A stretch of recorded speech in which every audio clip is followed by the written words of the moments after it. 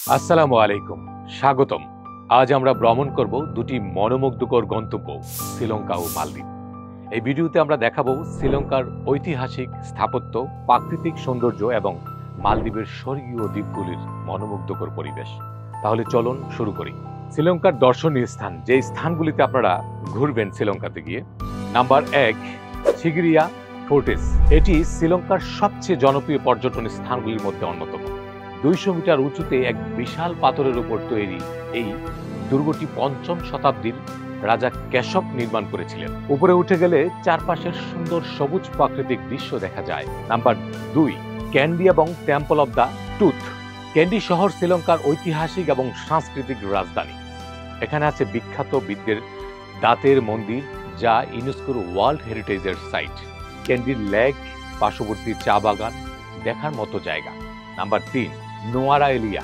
শ্রীলঙ্কার লিটল ইংল্যান্ডের নামে পরিচিত এই শহরটি চা বাগান, পাহাড় ও ঝর্ণার জন্য বিখ্যাত। এখানকার ঠান্ডা আবহাওয়া এবং প্রাকৃতিক সৌন্দর্য মনোমুগ্ধকর।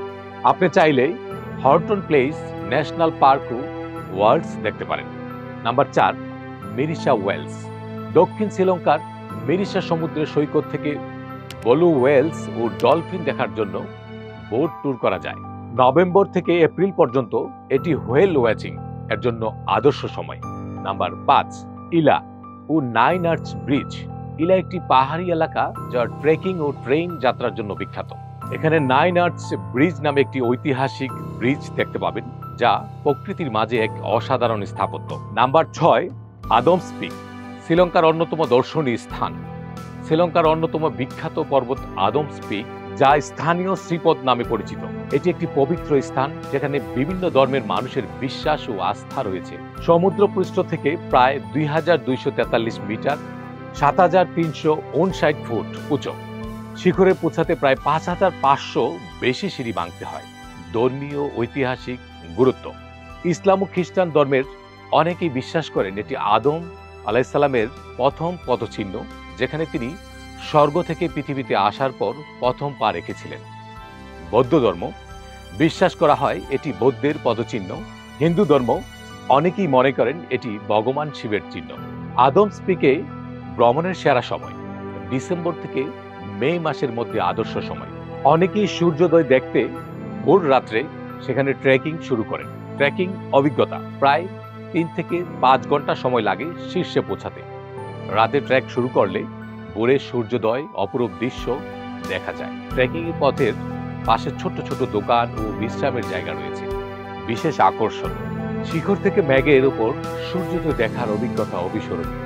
মালদ্বীপের দর্শনীয় স্থানগুলি নিয়ে এখন আপনাদের সামনে কথা বলব। নাম্বার 1, মালদ্বীপের সৈকত ও রিসোর্ট। মালদ্বীপ বিশ্বের অন্যতম সুন্দর সৈকতের জন্য বিখ্যাত।